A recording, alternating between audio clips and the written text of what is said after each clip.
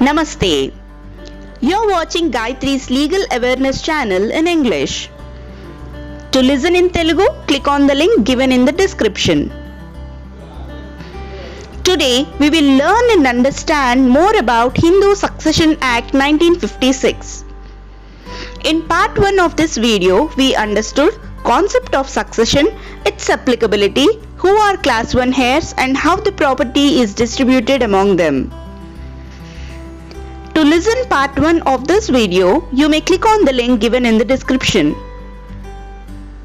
In part 2 of this video, we will understand and learn who are class 2 heirs, who are agnates, who are cognates, how the property is distributed among them. We should read class 2 heirs as entries. For instance, there are 9 entries in class 2. Entry 1, father. Entry 2, son's daughter's son, son's daughter's daughter, now class 1 heir after Amendment Act 2005, brother and sister. Entry 3, daughter's son's son, daughter's son's daughter, now class 1 heir after Amendment Act 2005, daughter's daughter's son, now class 1 heir after Amendment Act 2005, daughter's daughter's daughter, now class 1 heir after Amendment Act 2005. Entry 4, brother's son, brother's daughter, sister's son, sister's daughter. Entry 5, father's father, father's mother. Entry 6, father's widow, brother's widow. Entry 7, father's brother, father's sister. Entry 8, mother's father, mother's mother. Entry 9, mother's brother, mother's sister. Firstly, we need to understand whom we call as brother and sister mentioned in class 2 heirs. Legally, brother and sister relationship is defined in 3 different ways: full blood, half blood, uterine blood. Now we will understand what it means. Full blood. Children born to same parents share full blood relationship. For example, A and B are born to same parents, then they share full blood relationship. Half blood. When father is same and mothers are different, then the children share half blood relationship. For example, A and B have same father but born out of different mothers, then they share half blood relationship. Uterine blood. When mother is same and fathers are different, then the children share uterine blood relationship. For example, A and B have same mother but born out of different fathers, then they share uterine blood relationship. In case if the deceased person has no class 1 heirs, only then the property will be distributed among class 2 heirs. If class 1 heirs doesn't exist, then entry 1 in class 2 will get the complete property rights. If there doesn't exist entry 1, only then entry 2 have right on property. Only if no one exists in entry 2, then entry 3 have right on property. Likewise, if one entry doesn't exist, only then the other entry will have right on the property.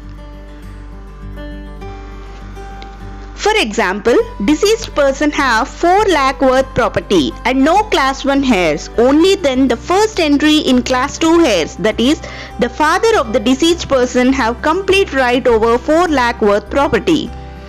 In case the deceased person's father doesn't exist, then the property is shared among the persons specified in entry 2 of class 2 heirs, that is, son's daughter's son, son's daughter's daughter, now class 1 heir after Amendment Act 2005, brother and sister. Note that only full blood and half blood relationships are considered as brothers and sister as per law. Therefore, 4 lakh worth property is distributed among entry 2 equally.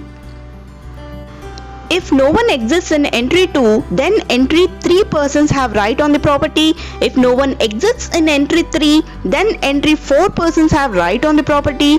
Likewise, if one entry doesn't exist, then the other entry will have right on the property. If no class 2 heirs exist, only then the property is shared among agnates. Agnates means a person related wholly through males, either by blood or by adoption. In class 1 and class 2, we have seen 3 degrees ascendants and 4 degrees descendants, including the deceased person. Now, agnates above the degree of deceased person are termed as ascending agnates, and below the degree of deceased person are termed as descending agnates. Descending agnates are given first priority than ascending agnates while distributing the property of a deceased person. Property of a deceased person is distributed among cognates when there are no agnates. A person related to deceased person through one or more females are termed as cognates. For instance, deceased person's father's sister's son or daughter, mother's brother's son or daughter. Now, cognates above the degree of deceased person are termed as ascending cognates, and below the degree of deceased person are termed as descending cognates. Descending cognates are given first priority than ascending cognates while distributing the property of a deceased person. When no one exists in class 1, class 2, agnates and cognates of a deceased person, then as per section 29 of Hindu Succession Act 1956, the property of the deceased belongs to the government. If you find this video is informative, then like, share and subscribe my channel. Namaste.